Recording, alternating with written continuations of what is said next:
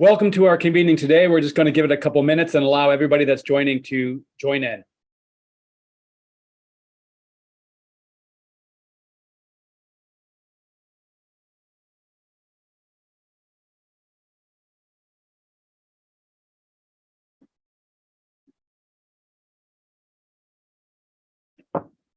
Thanks to everyone who is logging on. We're going to give it another minute to enable everybody who is joining to come on, and then we'll get our conversation underway.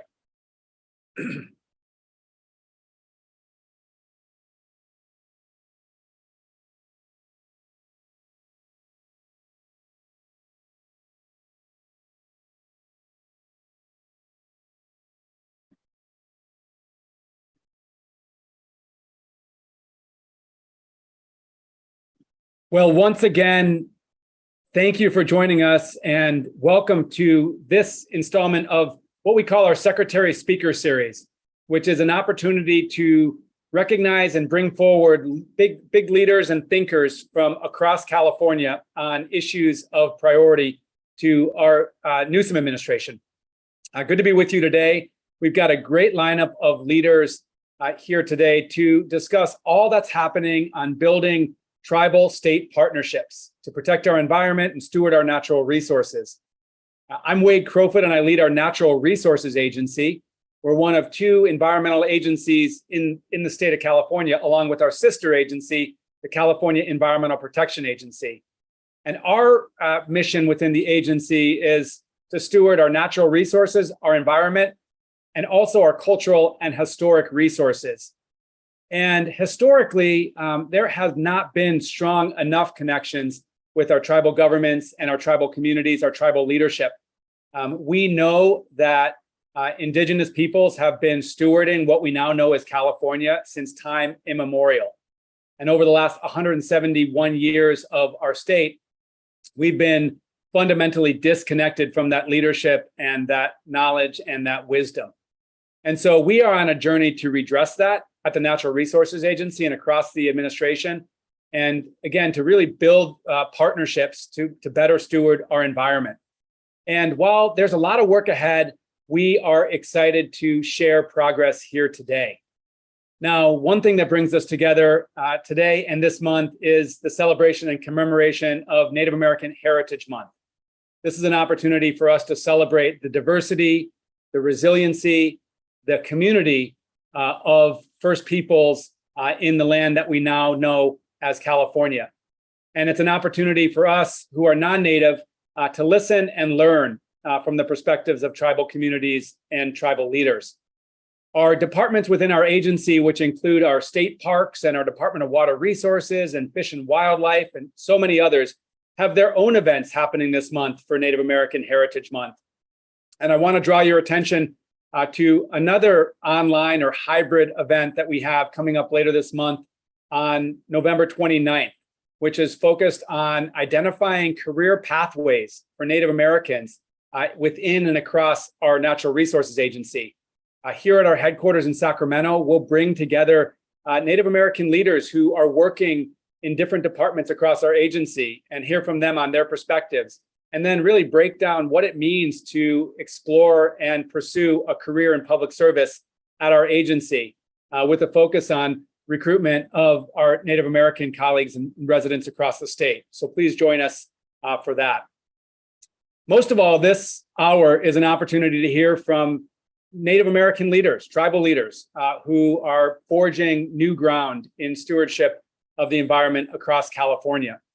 And much of the work that we're doing in the Newsom administration, really in the environment, but in so many other areas, is led by Secretary Christina Snyder, who is Governor Newsom's partner on advancing our collaboration with Native American tribes across California.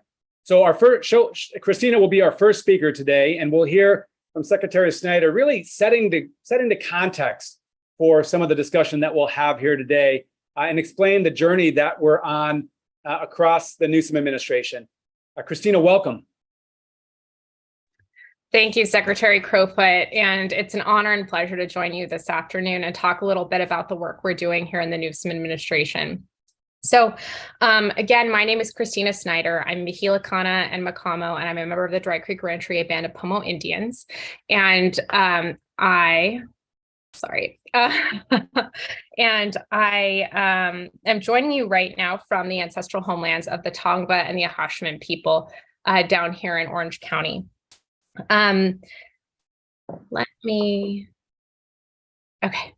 And I'm joining you down here in the ancestral homelands of the Tongva and Ahashmin people in Orange County.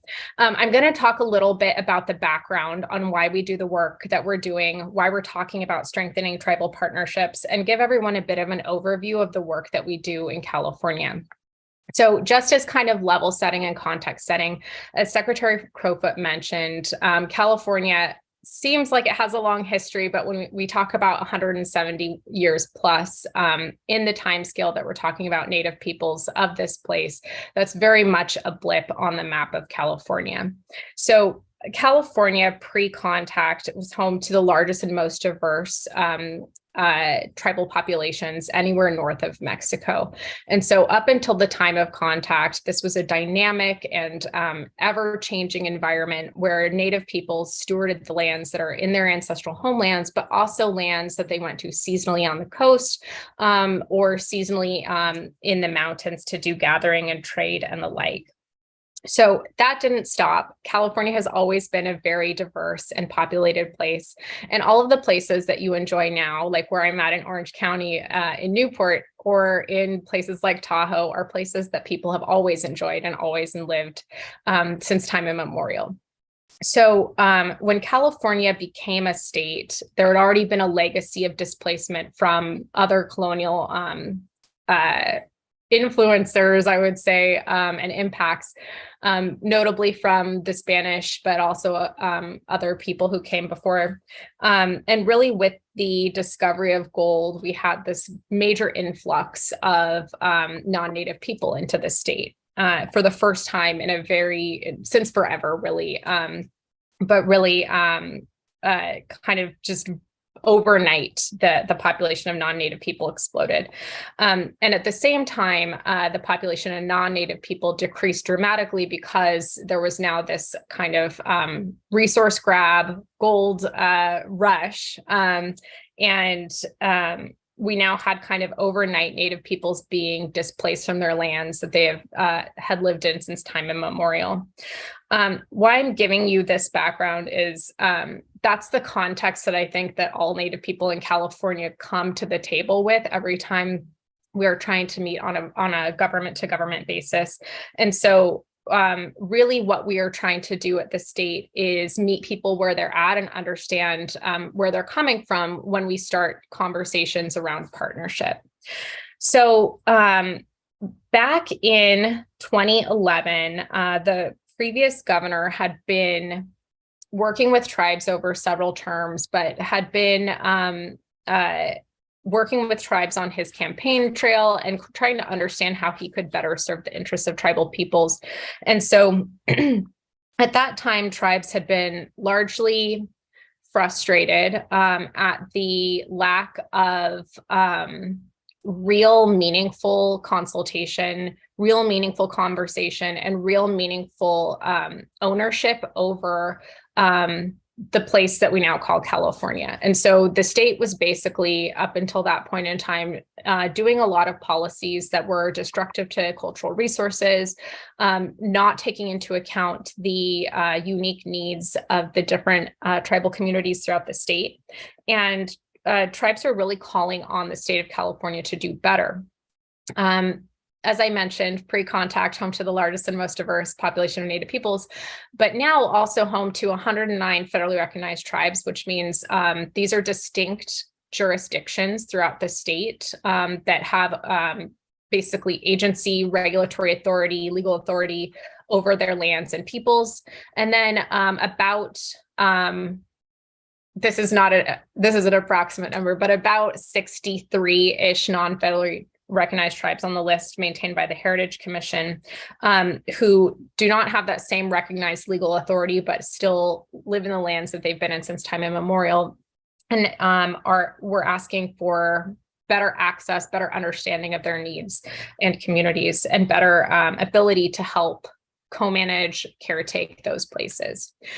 So in 2011, the governor at the time issued an executive order that required or encouraged tribal consultation and created the Office of the Tribal Advisor in order to help facilitate those conversations.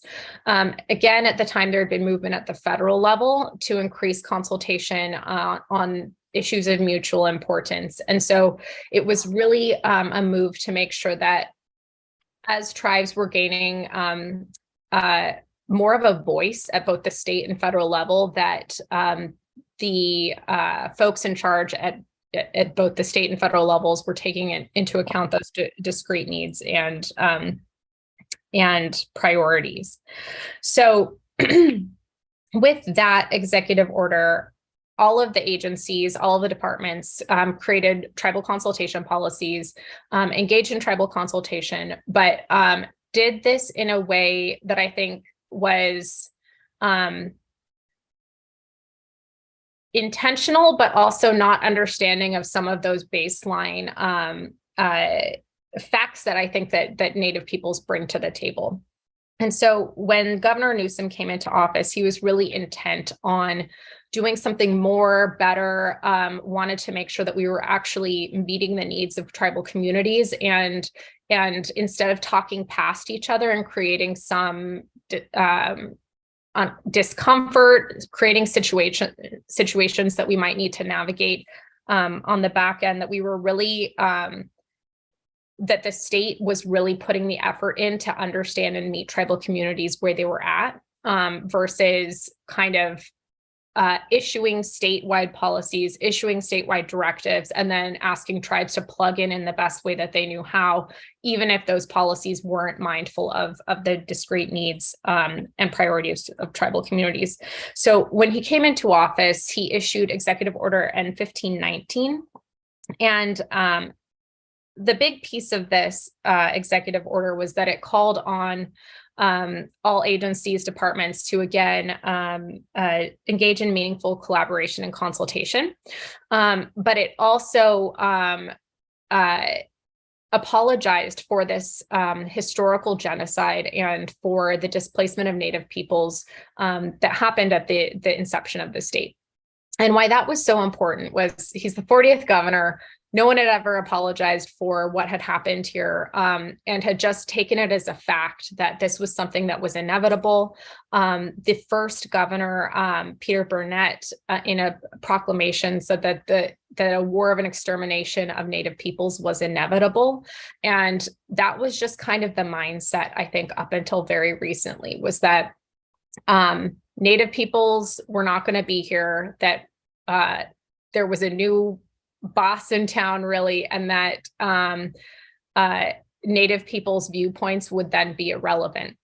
We all know that that hasn't happened. And so with this new executive order, the governor both apologized and acknowledged that pain, and called for kind of an elevated understanding of what happened here, but then also created a Truth and Healing Council, which is designed to shift this narrative, give people a better understanding of a collective truth that we can all agree on. Because what was happening was, again, as I mentioned, state would come to tribes, have something kind of planned out. Tribes would say, we had nothing to do with this. We don't even know how to plug in. You should have come to us at the beginning. And also stop telling us you're doing things for us when you've already taken so much. And so really what, and I am being told I'm at time, so I will talk very quickly. But so really what happened with the apology and the Truth and Healing Council was that the governor has put us on a path where, instead of talking past each other or coming to a table where we don't have a common understanding, we're all coming to a table where we have this shared collective understanding that the state is responsible for this massive displacement and removal of Native peoples from policymaking, from ownership, from co-management, and from really agency over the destinies of their people, their lands, and their practices. And that we need to do better, but we need to do better in a way that is respectful of each of the needs and priorities of each tribal community. So how this administration has kind of implemented that has been in a couple of different ways. So we're amplifying and augmenting work that's already in progress that has been done in partnership with several tribes, which you'll hear from today. But we've also issued the ancestral lands policy that has basically put more detail on how you can do this in a way where you are looking at lands that are under state ownership and seeing how we can potentially give back those lands to tribal communities, or at least create those avenues for tribes to be able to take more agency and ownership over the destiny of the lands and natural resources in California. So I will stop there and hand it back to Secretary Crowfoot for our next speaker. Christina, thanks so much. You did an incredible job covering a wide scope of history and policy in about 10 minutes. And as you know, I've shared with you, that moment when Governor Newsom apologized on behalf of the state of California for that history of disconnection and discrimination and violence with tribal leaders definitely ranks as the most powerful day since I've been in public service. But as he shared with us, privately afterwards, it doesn't mean a whole lot if we're not actually following these words with actions. So the way I think about this journey is important to acknowledge the history and the moment we're at, to listen and learn around, where in state government we've fallen down before or not listened effectively, and then to act. And so really the remainder of the conversation is about how we're collectively acting. Tribal leaders and state government leaders working together to really forge a different future from our past. And so thanks so much, Christina. And I'll mention a couple things. One is that there's informational resources in the chat. So as you hear different speakers reference different things, our colleague Gita is putting these hyperlinks in the chat for you to find out more about them. We also have a Q&A button. And so if you're interested in a question or sharing a thought as you're listening to this conversation, please put it in the Q&A. And we hope at the end of our hearing from our speakers, we'll have an opportunity to come together as a group and discuss some of these questions. I'll note that we have almost 300 people part of this conversation here today, which really reflects how much interest there is in this topic across the state. So it's next my pleasure and honor to introduce Megan Rocha. Megan serves as Executive Director of the Resangini Rancheria in far northern California. And Megan and I have gotten to know each other here over the last few years, where the Resangini Rancheria and its government have really driven leadership and this effort of coastal tribes to really assume a mantle of leadership, protecting our coasts and oceans resources, and very recently launched what is a first of its kind network of tribal governments in the country on this topic. So Megan, welcome. Great to see you again. Thanks for coming to us. And if you would, just share us a little bit about the tribal government that you helped to lead, but then also about the Tribal Marine Stewards Network for those who may have not heard about this. Yes, thank you so much for having me and giving me an opportunity to share. So like the Secretary said, my name's Megan Rocha, and I'm the Executive Director for Resangini Rancheria. And Resangini is a tribe of Yurok people located on the lower Klamath River and the Pacific coastline. The ancestral territory goes from Little River up to Damnation Creek. And although, the tribe has a relatively small reservation of just over 200 acres, the tribe still retains this inherent responsibility to steward the entire ancestral territory, which is obviously a much larger area and includes the coast and ocean.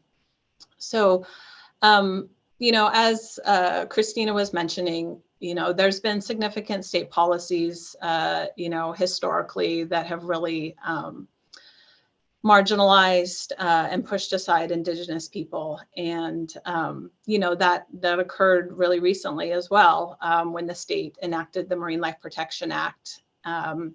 And in 2011 or so, tribes, particularly on the North Coast, really tried to advocate that, marine protection was important, but the fact that the state law did not recognize the unceded rights of tribes within coastal waters had to be addressed. And so there was a lot of tribal advocacy to get the state and others to recognize that tribes still, continue to use the coast and have those unceded rights to do so.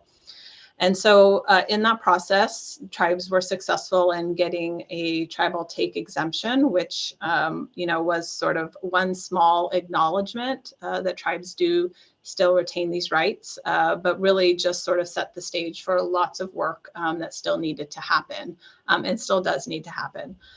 But I think through that process, there was this recognition of the importance of collaboration, and not only across tribes, but also how do tribes collaborate with the state.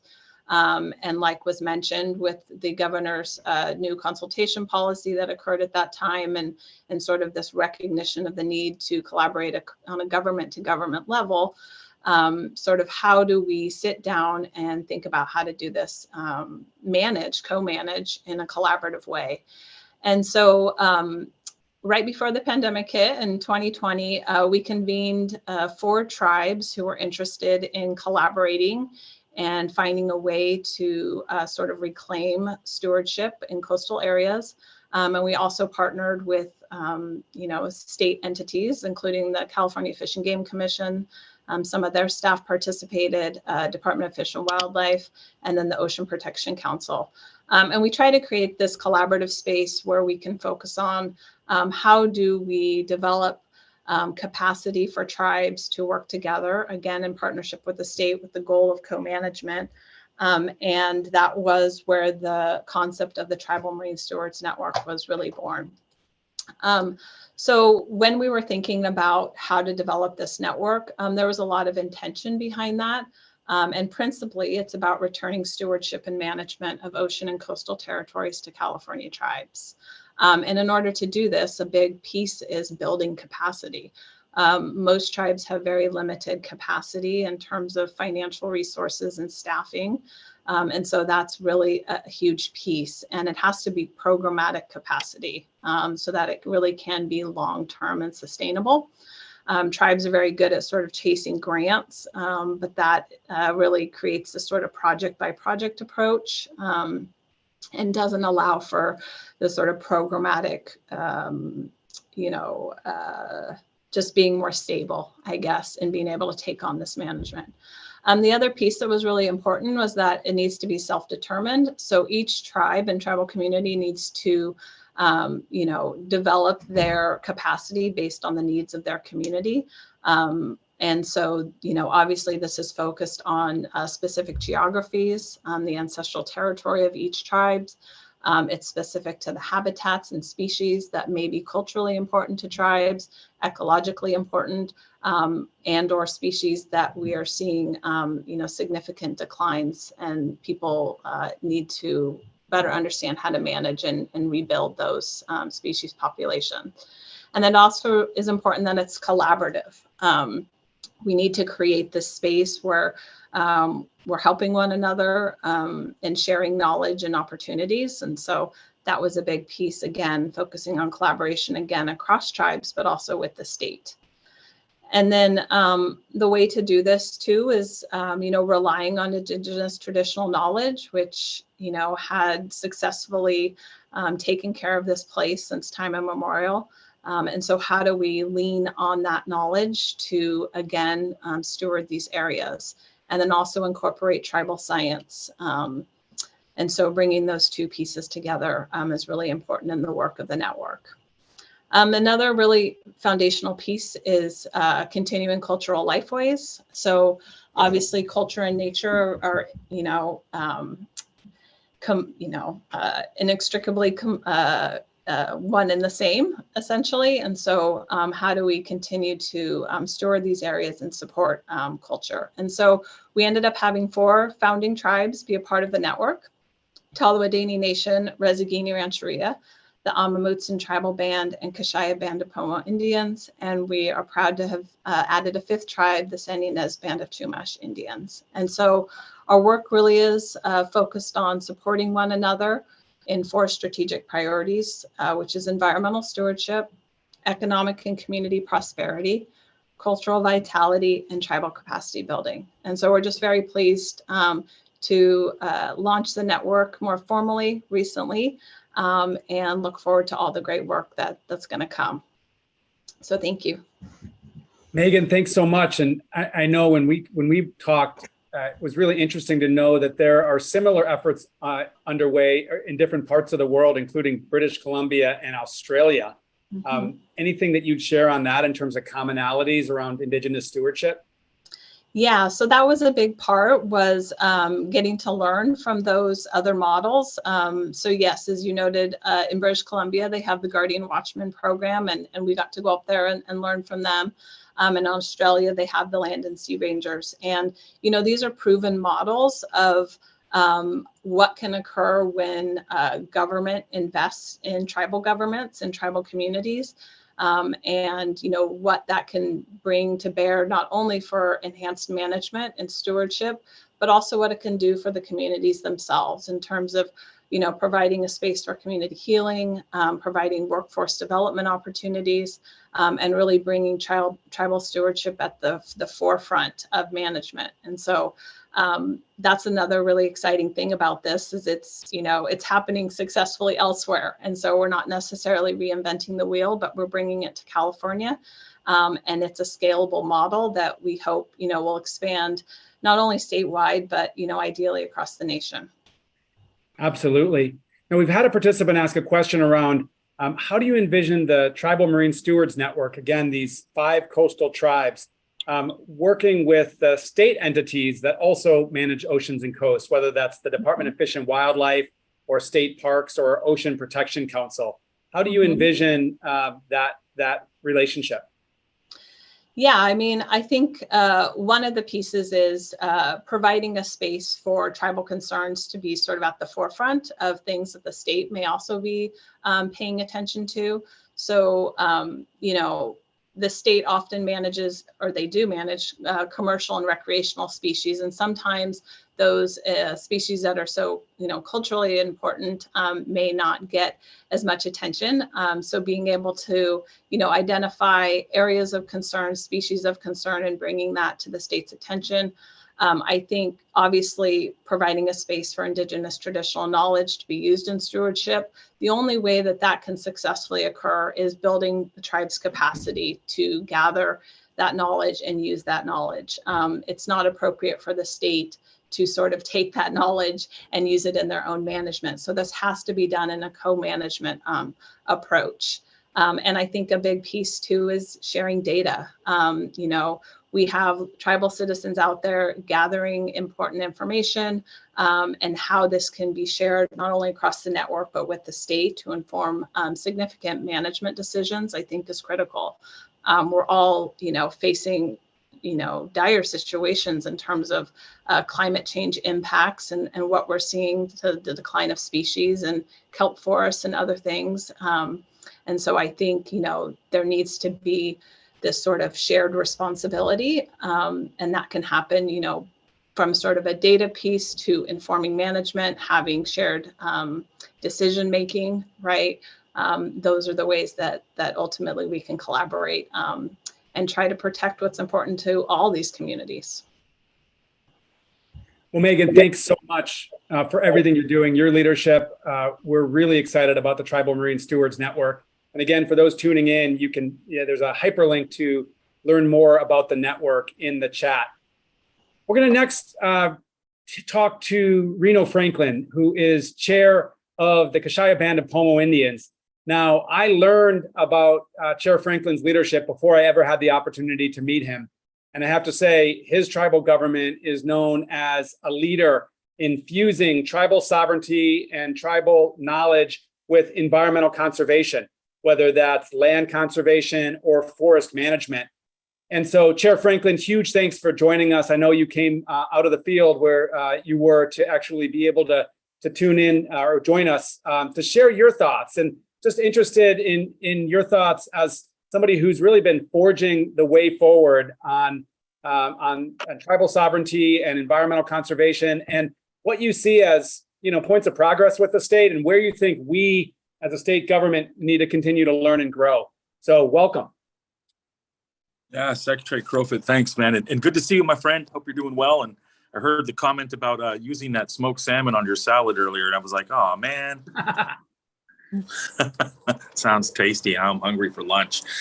Hey, hand my Doshis Jamayamta Reno County Franklin, joining you from Fort Bragg, beautiful place, and gonna head right back up into hills when I'm done with this. But I think it's good to highlight that and point that out because I'm up in those hills on the Jackson State Forest Advisory Group. So up there. Listening in, taking in what it is that they're doing, and making some recommendations from a tribal point of view of how best to start to manage and consult with tribes. And so, an honor to speak after these last two speakers.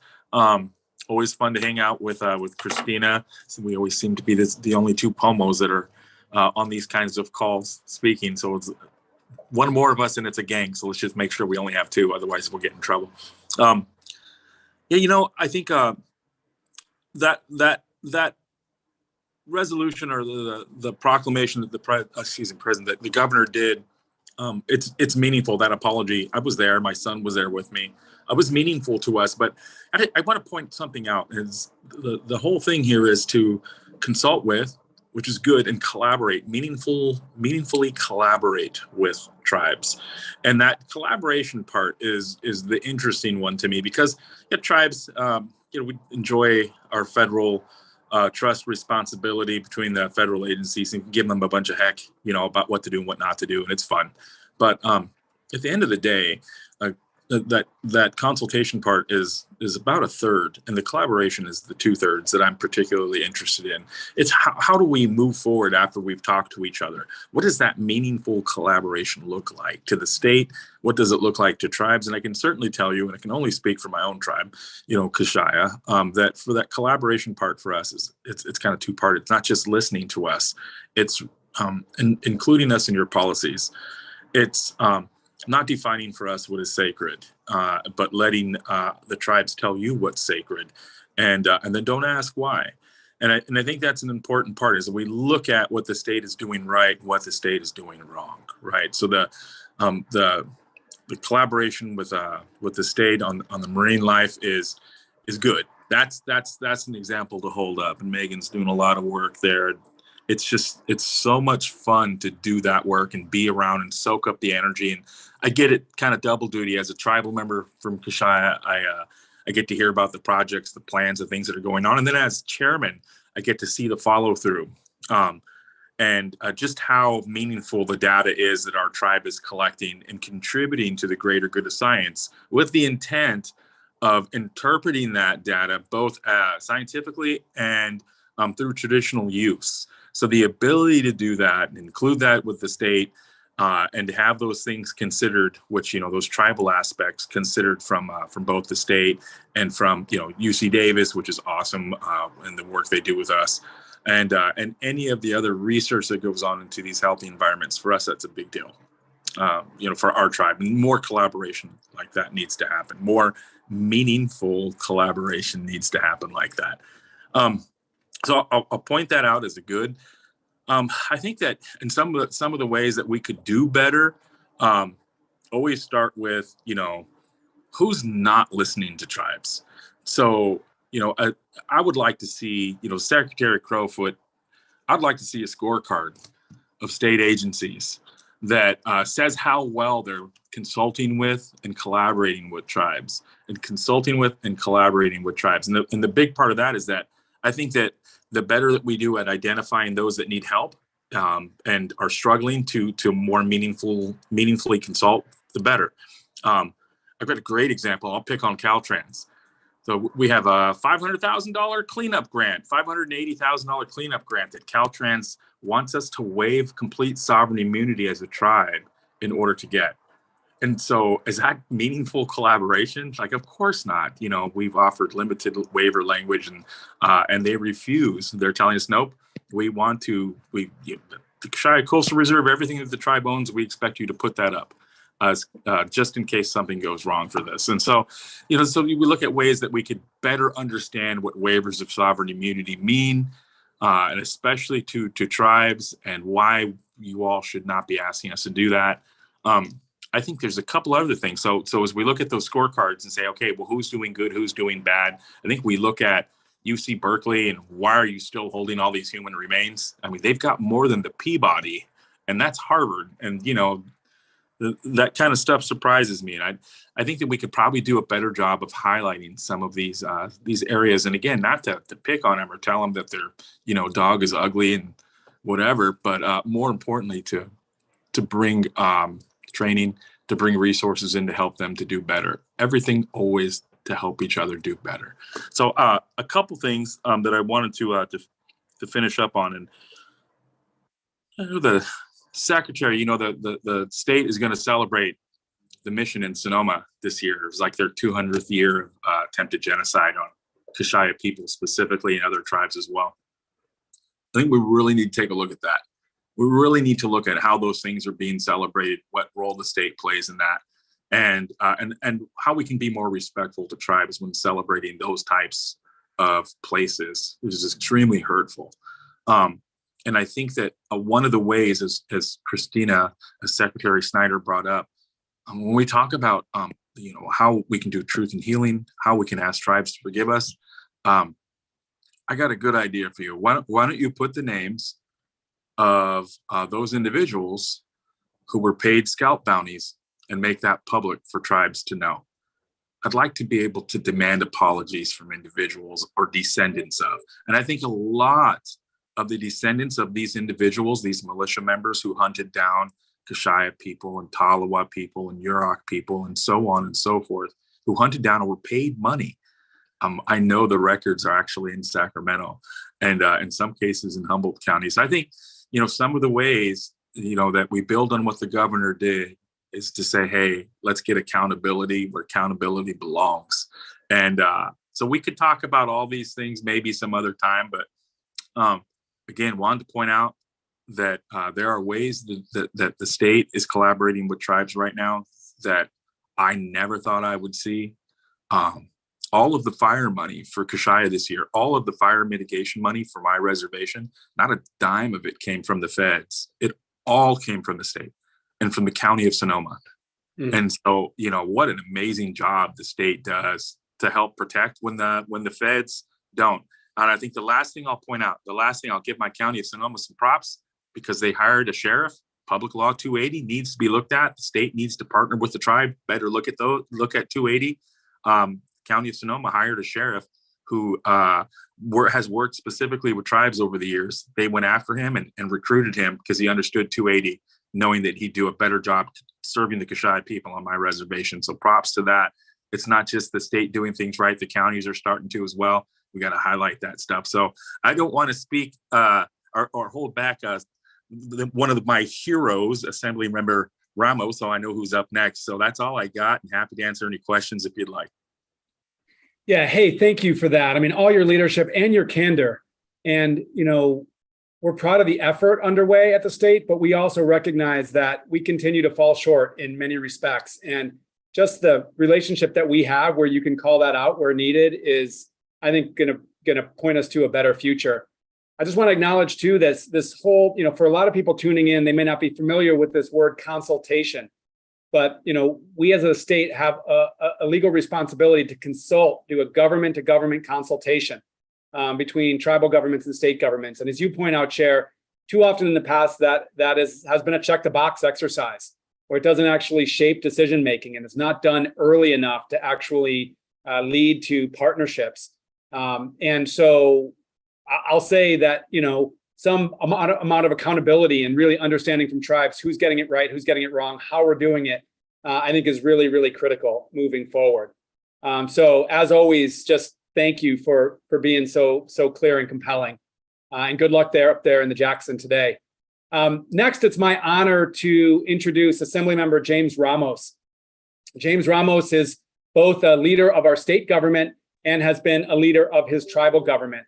And under his leadership, the state is forging new ground in partnerships with tribes and in a lot of long overdue changes around how state government interacts with tribal governments. So, Assembly Member, very glad and thankful that you're able to join us as we commemorate Native American Heritage Month.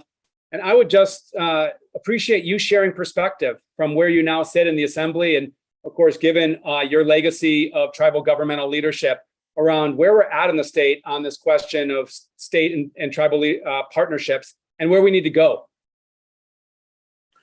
I think, Chairman Franklin brings up a good reason of waiving sovereign immunity. I know the state usually goes to that first when we're dealing with a lot of issues. So that's probably a topic that we should continue to look at. But with some of the bills that we've been able to introduce and get signed into law, one in particular, just this session, was AB 923 that deals with government to government consultation and trying to make sure that all arms of the administration truly understand what that is and get some type of training in it. But there's also a lot of issues that still, need to be brought to the forefront. Yesterday, we just broke ground on a statue on the Capitol ground in the mall area representing California's first people. And it'll be William Franklin Sr. that the Miwok Nisenan people chose to be there. And that's a direct educational process about the colonization of the Spanish missionary, because that statue will come up and be there on the Capitol grounds where Junipero Serra statue once stood. So it's starting to bring California around to acknowledge the treatment towards California's first people through these different eras. And it is true that we need to have that focus. We also have to have that true history, culture, genocide, atrocities, and impacting our people. But we also have to acknowledge the resiliency of our people, that we could still be in these positions that we are in here in the state legislature. One of those areas that we tackled this year also was the S word derogatory name towards Native American women. Secretary Deb Haaland moved forward at the federal level, calling this term a racist term. Yet there's different areas in the state of California that still carry that name, that S word. Our bill, AB 2022, will get rid of that name in the state of California, partnering with the federal government to ensure that that derogatory name is something that's not used here in the state of California on federal land and on state land. And it goes a long way because it starts to come to terms with treatment towards Native American women. And so we have to be able to look at those issues and have true consultation. Also with the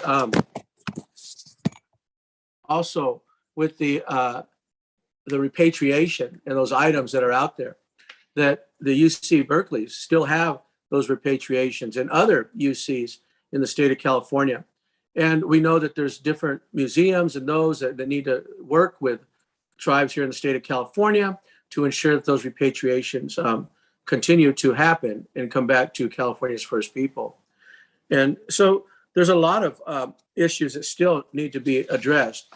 Discussions on place names, those names that are offensive to our people, but also ensuring that when the governor moved forward with his apology on the historical trauma and apology towards California's first people, that the administrations are moving forward in that light. And I know that Secretary Crowfoot has worked with me and my office on issues here in the state of California, geographical names throughout the state, but we also have to be consistent when working with tribes in the state of California. One audit that is currently going on is with the Cal State University systems on ensuring that they start to repatriate back to California tribes in general, repatriation items that they also hold.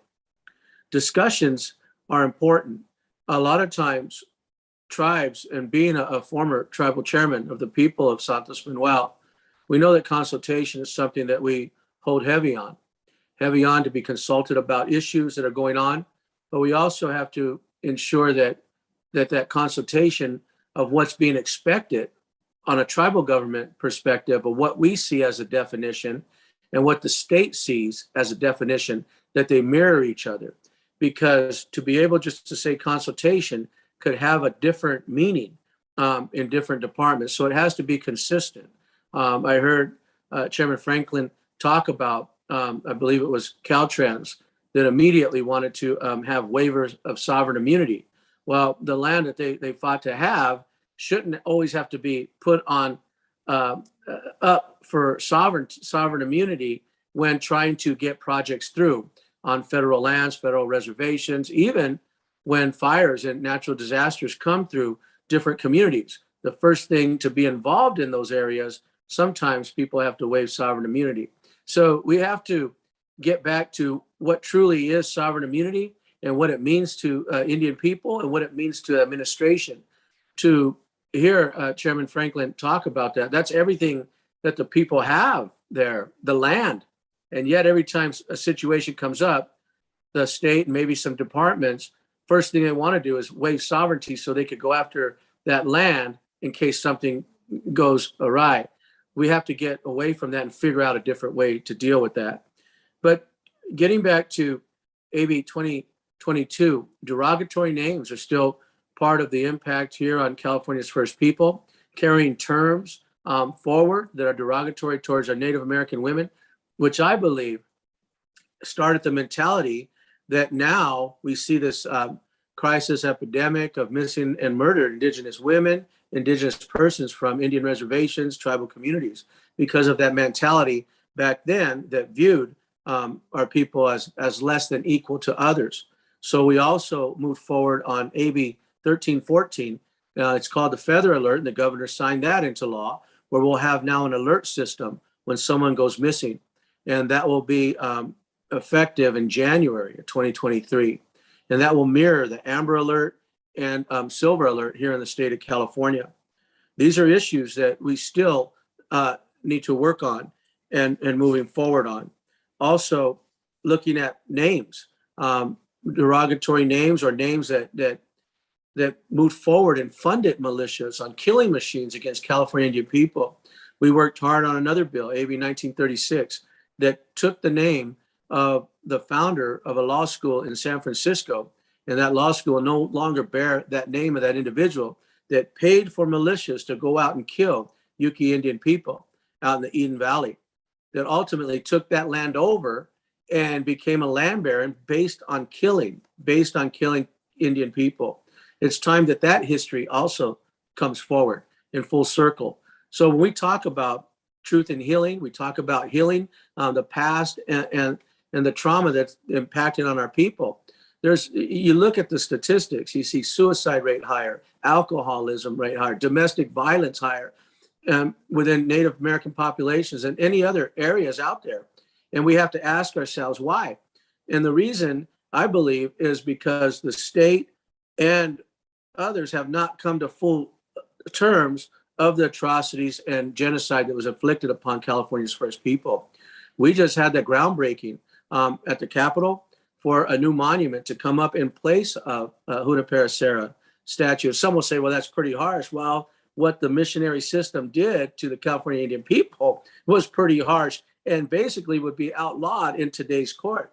So we have to be able to have monuments put in place for California Indian people so that our school children from the state of California, not just our Indian children, but the whole communities of the state of California start to learn the true history and impacts on California's first people.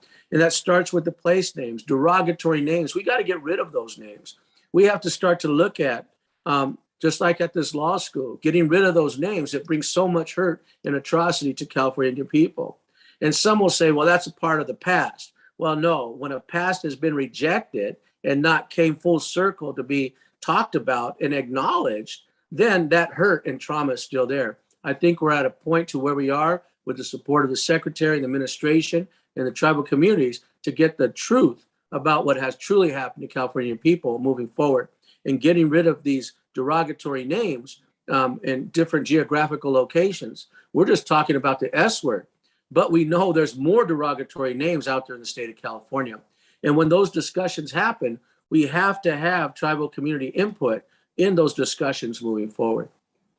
These are some of the areas that we're continuing to work on.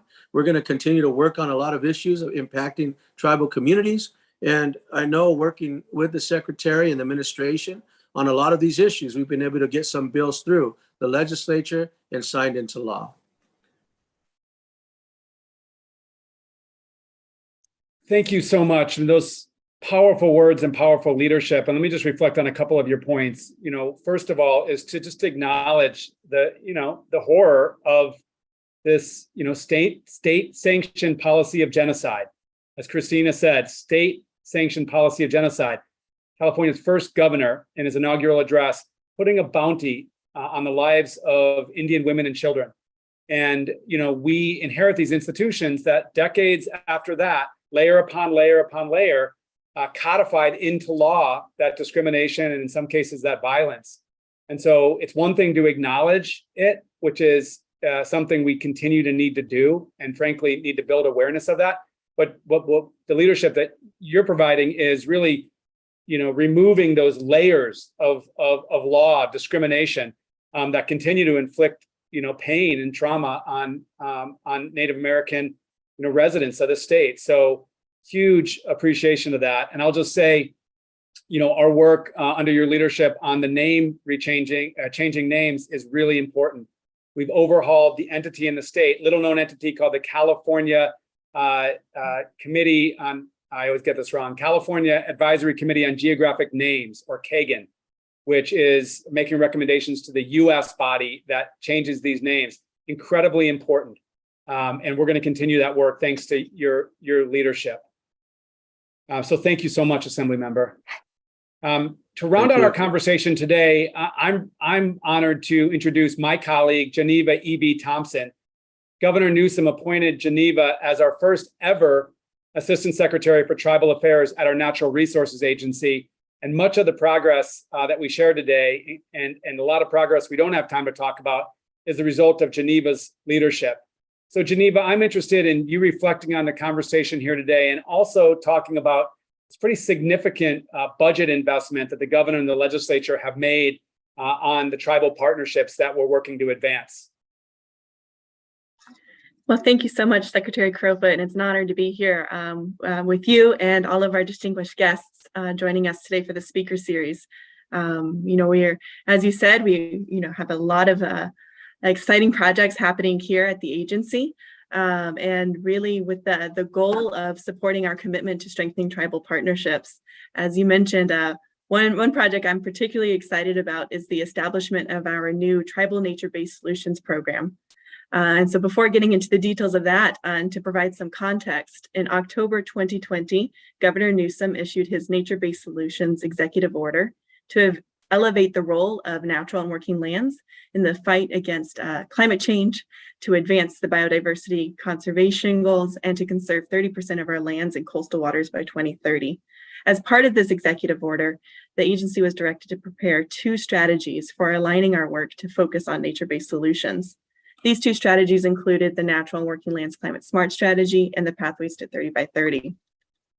So in the preparation of these strategies, we heard pretty loud and clear from our over 70 different tribal consultations and conversations that strengthening tribal partnerships in the nature-based solution space was necessary, and also the only way to ensure the original stewards of the land could utilize their own deep place-based traditional ecological knowledges and tribal expertise to support our lands and waters in the face of climate change. So thus, with both of these strategies, we've developed and have established a core commitment to partnering with California Native American tribes with the goal of supporting tribal priorities in the nature-based solution space. So as part of this commitment, each of our departments are, excited to work closely with tribes to fund tribal projects and work to build collaborations between tribal governments, the state, and other entities participating in our various programs.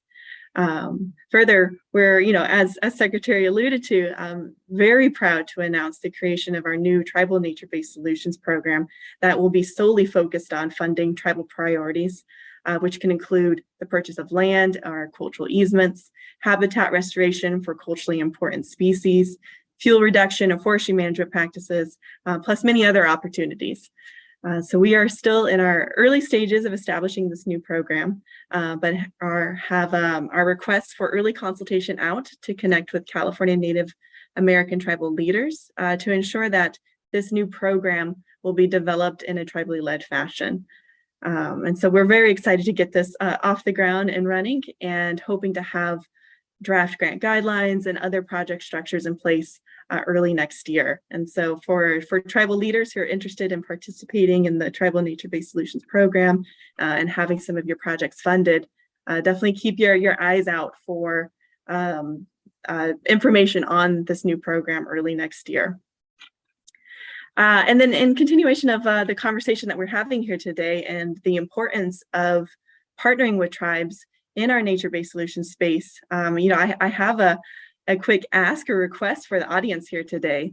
And if you or your entities are working in these spaces, nature-based solutions, climate, conservation, really please consider ways to meaningfully collaborate with your local tribes in this work.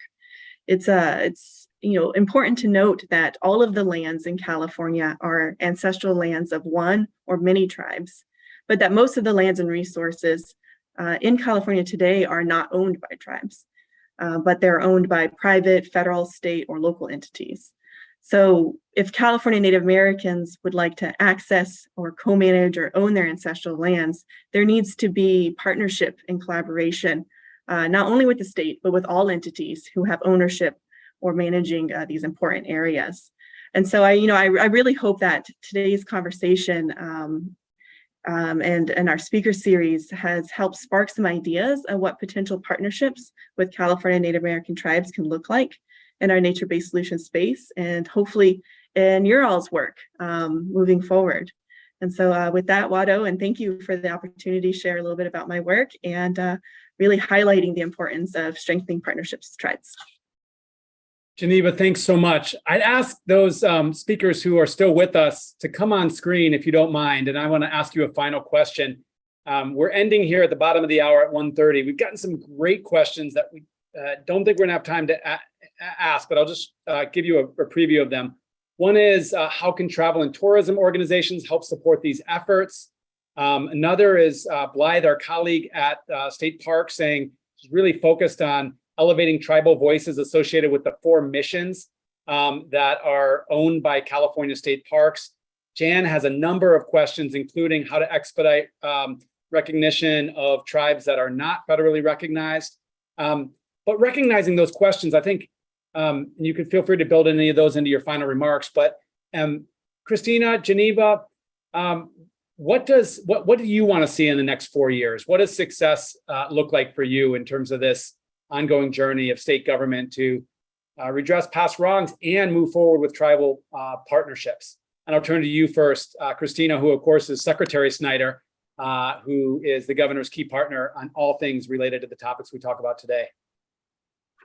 Thank you, Secretary. I think success for me will be more and better of what we're already doing. So we've kind of opened the door to a lot of good collaboration, a lot of that good consultation. But again, as some of our speakers mentioned, we're not quite there yet. So I think having on the state side more capacity to understand what those critical needs are and how we can be more flexible and build in that partnership and collaboration is one thing. But then also one thing I've been challenged with thinking through it in kind of, I'm on a little bit of a road tour, is how do we build the capacity for tribes to be able to meaningfully engage with us in a way that's not pulling away from their governmental duties at home.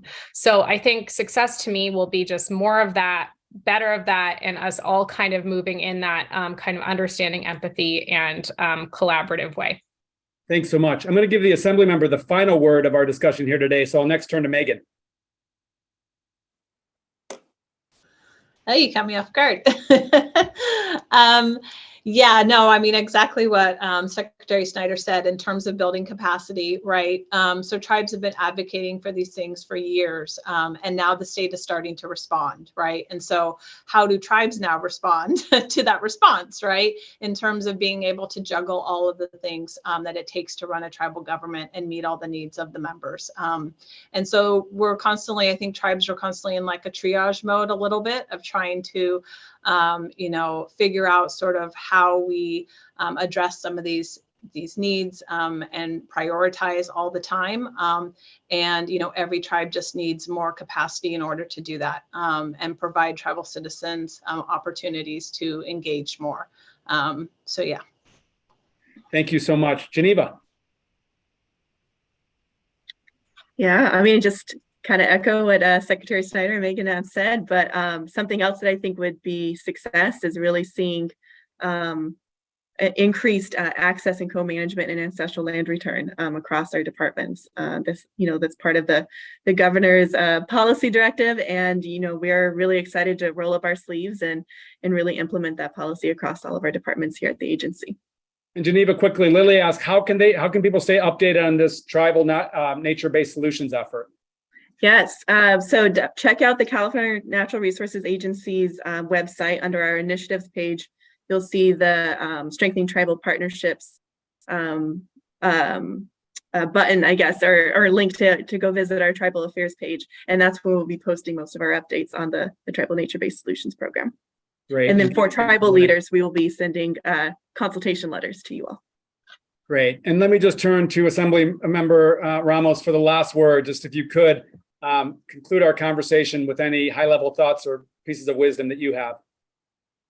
Well, thank you, Secretary, and all the speakers and panelists for bringing these issues forward. I think more discussion like this with tribal leaders on the issues that are deeply impacting the California's First People. We know that the land and caring of the land is something of a topic that has come forward. I think tribal communities, tribal governments need to seize the opportunity and to work with the administration.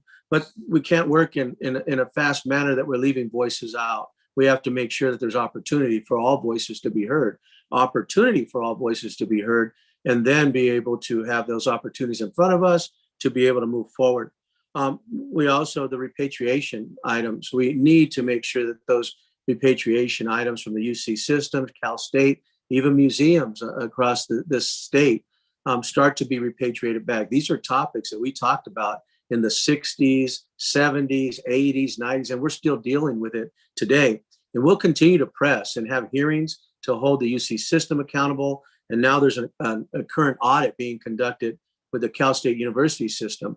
But does it really take an audit to force people to move forward with repatriation items? I think success in the next 4 years to see those repatriation items returning back to California's First People. But we also, as Indian people, being a former chairman, we have to be able to look beyond gaming as the only issue that's pressing for our people. These issues that we're talking about, land management, waiver of sovereign immunity, this is stuff that's been impacting us way before 1988 IGRA was enacted. These are issues that still are on the top radar of many tribes in the state of California.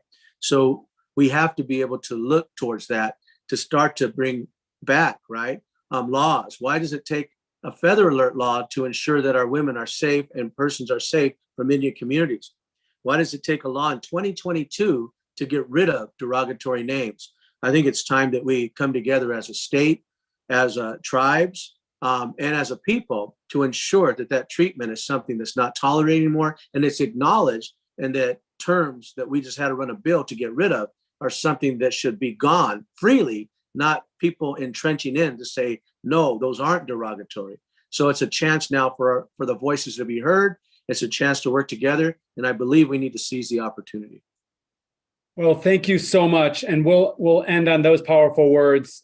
To the almost 300 people who are still with us, joining us here today, huge thanks for tuning in and all you're doing as tribal leaders, as state governmental personnel, as interested members of the community to listen and learn from these leaders. A reminder, if in the chat, we have a link to all of our events for Native American Heritage Month that we hope you can join. Have a great day and have a great week, and we'll see you again soon. Thank you.